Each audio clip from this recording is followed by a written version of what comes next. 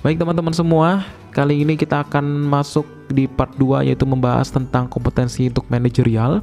Sebelum kita masuk ke pembahasan atau materi, alangkah lebih baiknya buat teman-teman yang belum klik tombol subscribe, silahkan klik tombol subscribe-nya terlebih dahulu. Jangan lupa untuk share ke teman-teman kalian kalau memang video ini bermanfaat ya teman-teman ya. Dan juga untuk pengaturan videonya supaya nggak ngeblur nih ketika nonton video ini, silahkan diatur dulu kayak gini caranya. Jadi teman-teman ketika sudah masuk ke YouTube, jadi klik tanda titik 3 yang di sampingnya silang ini ya, kemudian pilih kualitas video. Nah, setelah masuk ke kualitas video nanti akan muncul 144, 240, 360, 480 dan 720. Nah, silakan teman-teman pilih yang 360, 480 atau 720 supaya bisa kelihatan jelas ya. Baik, setelah kalian atau teman-teman ini mengatur pengaturannya nggak ngeblur, mudah-mudahan nggak ngeblur ya. Kita langsung masuk ke inti pembahasannya. Nah, di sini ya teman-teman ya. Di sini ada untuk kompetensi manajerial, yaitu adalah ini saya ambil dari teori kepemimpinan teman-teman. Jadi untuk sebenarnya kalau manajerial sendiri adalah berkaitan dengan kemampuan mengkoordinir orang lain ya, atau berkaitan dengan kepemimpinan. Jadi di sini soal-soalnya hampir mirip seperti soal TKP ya untuk CPNS. Jadi di sini mungkin soalnya nggak akan beda jauh lah dari itu. Kemampuan menggerakkan dan juga mengkoordinir orang lain adalah suatu proses mempengaruhi atau memberikan contoh oleh pemimpin kepada bawahannya dalam upaya untuk mencapai tujuan organisasi, atau dengan kata lain sebuah kemampuan untuk atau kekuatan dalam diri seseorang untuk mempengaruhi orang lain dalam bekerja, di mana tujuannya adalah untuk mencapai target atau goal atau tujuan ya organisasi yang telah ditentukan teman-teman. Nah, kemudian untuk indikatornya yaitu yang pertama adalah harus adil, kemudian memberikan sugesti, kemudian mendukung tujuan, kemudian bersifat sebagai katalisator, kemudian menciptakan rasa aman, kemudian berperan sebagai wakil dalam organisasi, kemudian sumber inspirasi ya, dan juga memiliki sikap menghargai. Nah, oke, kita langsung aja ke soalnya ya. Nah, banyak perusahaan yang berlomba-lomba untuk mengikuti perubahan dan dengan penggunaan teknologi informasi dalam aktivitas pekerjaan sehari-hari. Namun, penggunaan teknologi informasi di perusahaan Anda tidak signifikan serta kurang bisa memajukan kinerja karyawan dan perusahaan yang Anda pimpin. Sikap Anda sebagai pemimpin pada perusahaan tersebut adalah A. Memberi motivasi dan diklat seluruh anggota atau karyawan untuk terus meningkatkan ilmu pengetahuan tentang teknologi informasi. B. Berusaha memberi pengetahuan bahwa teknologi informasi itu penting dalam bekerja. Kemudian yang ketiga, yang C, menggunakan teknologi informasi yang lain yang sekiranya dapat membuat perubahan bagi perusahaan. D, tidak menggunakan teknologi lagi dan beralih pada proses manual seperti sebelumnya, namun mencari solusi lainnya. Atau yang E, tidak menggunakan teknologi informasi karena sudah jelas tidak membantu perusahaan ke arah yang lebih baik. Silakan Anda jawab terlebih dahulu. Ya, jawabannya adalah yang A ya teman-teman ya. Jadi skor yang tertinggi adalah yang A. Jadi topik untuk kemampuan manajerial di sini adalah indikator untuk katalisator dalam organisasi, yaitu memberikan dukungan terhadap bawahan. Permasalahan pengguna teknologi informasi tidak membawa perubahan pada kinerja kan tadi di atas ya. Dalam hal ini sebagai pemimpin maka Anda harus mencari tahu penyebabnya, karena pada sifatnya teknologi informasi pasti mempercepat proses kerja. Mungkin karyawan belum mahir dalam teknologi sehingga opsi yang memberikan solusi adalah yang A. Jadi di sini adalah memotivasi, kemudian melakukan diklat kepada karyawan-karyawan untuk meningkatkan ilmu pengetahuan tentang teknologi informasi teman-teman ya. Jadi ini ingat ya, jadi intinya adalah memberikan motivasi pada orang-orang untuk tetap menggunakan teknologi informasi yang maju tersebut ya.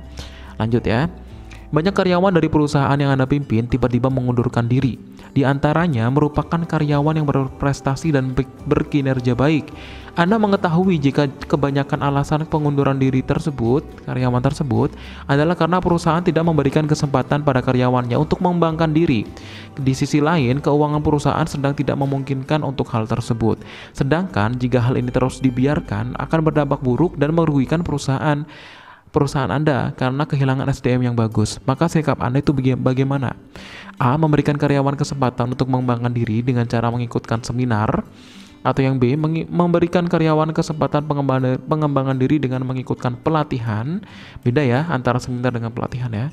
Kemudian yang C adalah semua perusahaan ingin karyawannya berkembang, tapi karena kondisi keuangan perusahaan sedang tidak mendukung, hal ini tidak terhindarkan. Atau yang D, pimpinan sendiri harus memberikan pembekalan tersebut agar karyawan bisa mengembangkan dirinya ke arah yang lebih baik. Atau yang E, pemilik perusahaan harusnya lebih peka terhadap karyawan dan memfasilitasi pengembangan mereka. Baik, jawabannya adalah jawabannya adalah yang D ya teman-teman ya. Jadi di sini adalah sifat pemimpin itu harus peka. Nah, ini peka terhadap pengembangan diri karyawannya. Jangan hanya menuntut karyawannya yang kerja cepat, tepat dan juga sesuai dengan prosedur, tapi masalah di atas malah pimpinan tidak harusnya bisa memberikan pembekalan langsung dan juga pelatihan. Jadi di sini sikap seorang pemimpin harus memberikan pembekalan secara langsung ya untuk pengembangan ke arah yang lebih baik ya. Ya, jadi di sini bukan A, bukan B ya, walaupun kalimatnya hampir sama, tetapi di sini adalah lebih baik kalimatnya lebih bijak ya, dan juga ke arah yang lebih baik ini lebih diutamakan. Kemudian soal selanjutnya, Anda merupakan seorang manajer pada sebuah perusahaan. Sudah beberapa bulan ini ada salah satu karyawan yang tidak dapat bekerja dengan baik, bahkan cenderung menghambat aktivitas di perusahaan. Banyak pekerjaan yang tertunda karena harus menunggu dia menyelesaikan pekerjaannya. Terkadang setelah ditunggu pun hasilnya sangat buruk. Padahal Anda sudah memastikan bahwa beban kerja karyawan tersebut sudah sesuai dengan peraturan dan prosedur perusahaan.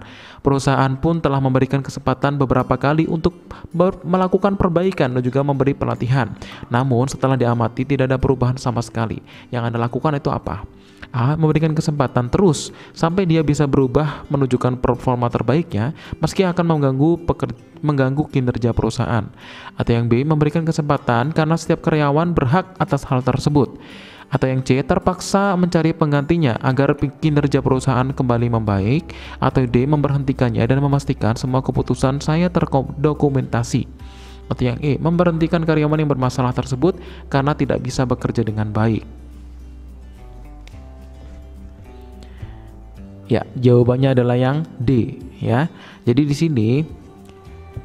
sini paling tepat adalah memberhentikannya dan memastikan semua keputusan saya terdokumentasi. Kenapa seperti itu? Karena sebagai atasan kita harus mampu mengkoordinir bawahannya, memberikan kesempatan untuk perbaikan dan juga pelatihan. Namun jika tidak ada perubahan, maka seorang atasan harus tegas, karena atasan juga punya tanggung jawab terhadap kemajuan perusahaan yang dikelolanya.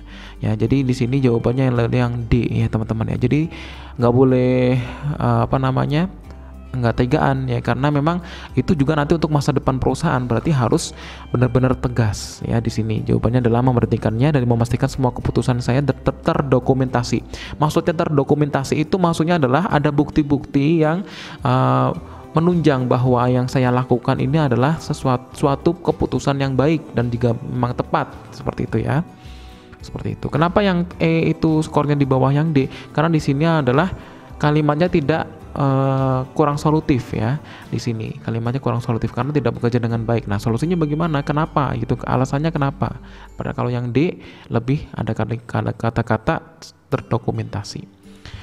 Oke, lanjut ya teman-teman ya. Di divisi tempat Anda bekerja sedang terjadi sebuah masalah yang dapat mempengaruhi kinerja karyawan dalam menyelesaikan tugasnya. Anda sebagai atasan sudah mencoba untuk berpikir dan memandang masalah tersebut secara objektif dan menganalisis setiap karyawan yang dapat terpengaruh atas masalah tersebut. Kemudian yang Anda lakukan adalah apa? A. Meminta mereka untuk berpartisipasi lebih baik lagi dan patuh terhadap semua kebijakan yang akan diambil. B. Menyuruh mereka untuk mematuhi semua kebijakan dan meminta penyelesaian dari masalah tersebut. Atau yang C. Meminta masukan dari mereka dan membuat keputusan secepatnya agar dipatuhi semua karyawan divisi. Atau yang D. Membuat keputusan secepatnya dan memberitahu karyawan divisi akan hal tersebut agar tidak kaget. Atau yang E. Meminta masukan dari mereka, melakukan revisi seperlunya dan kemudian mengajak mereka turut mengimplementasikan rencana yang telah disepakati bersama. Ya, silakan jawab terlebih dahulu.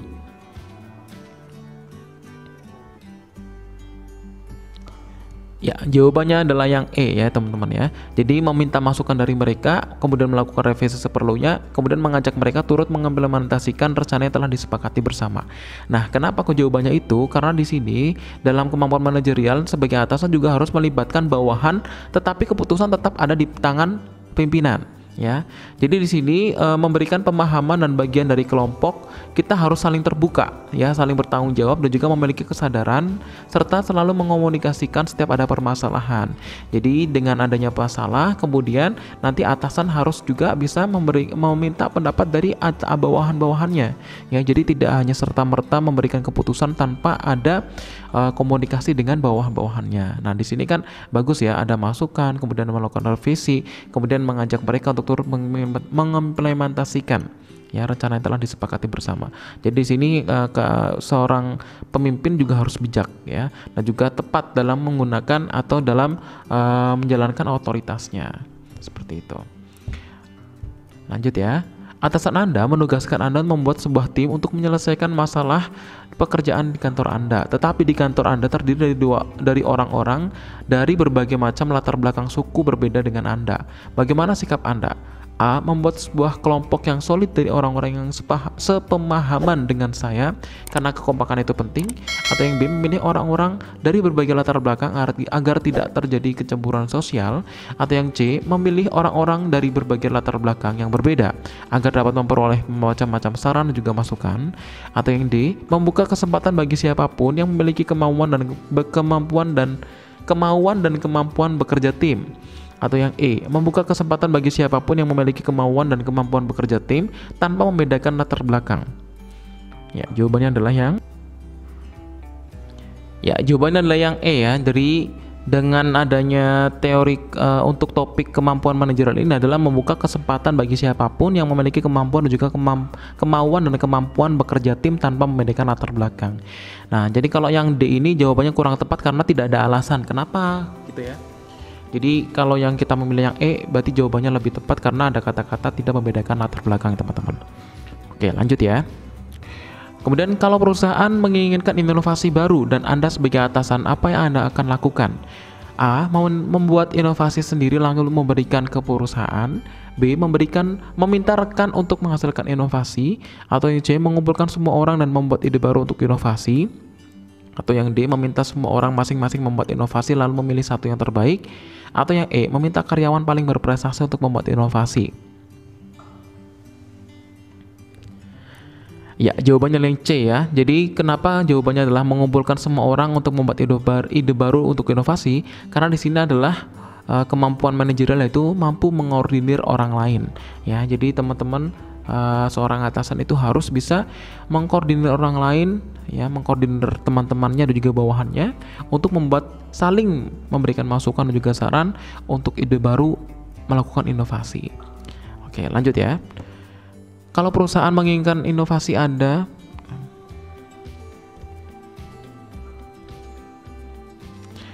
kemudian ya, saya ditugaskan untuk memimpin tim kerja dengan batas waktu yang sangat ketat. Anggota tim kerja memperlihatkan sikap tidak peduli dengan tugas yang diemban. Sikap saya adalah apa? A. Bekerja sendiri, yang penting tugas selesai. B. Mengancam mengeluarkan anggota yang tidak serius dari tim kerja. C. Melaporkan mereka pada pimpinan agar diberi sanksi. Atau D. Membagi tugas secara adil dan memotivasi anggota untuk menyelesaikannya. Atau yang E. Menasihati mereka agar sadar akan penyelesaian tugas yang diembannya.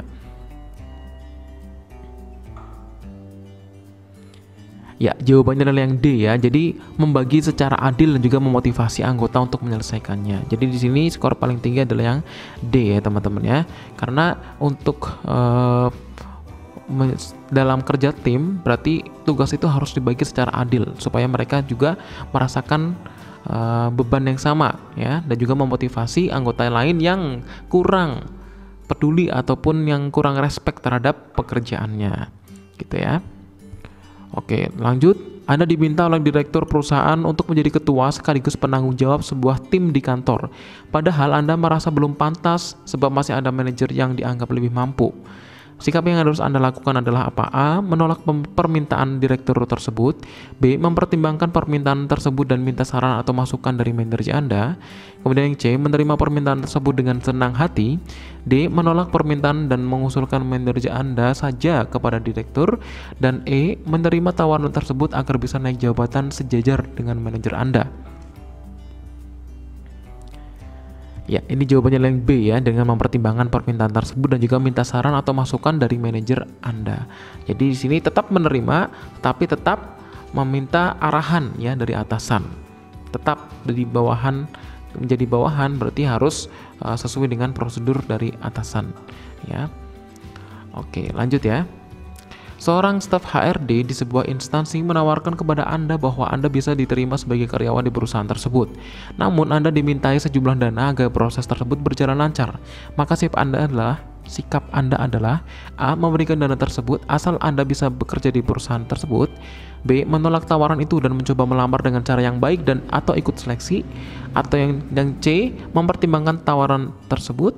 D. Melaporkan ulah HRD itu kepada pimpinan perusahaan. Atau yang E. Menerima tawaran itu toh tidak ada orang yang tahu.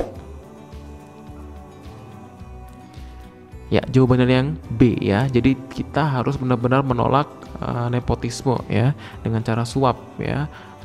Jadi KKN itu harus dihindari ya. Korupsi, kolusi dan juga nepotisme itu harus dihindari semua. Terutama di sini harus masuk dengan cara yang jujur ya. Baik teman-teman, mungkin itu aja untuk video kali ini. Jangan lupa untuk klik tombol subscribe juga klik tombol loncengnya. Nanti ketemu lagi di video selanjutnya ya teman-teman ya, yang berkaitan dengan soal-soal P3K atau soal-soal CPNS. Terima kasih. Ketemu lagi di Kita Bisa Ya.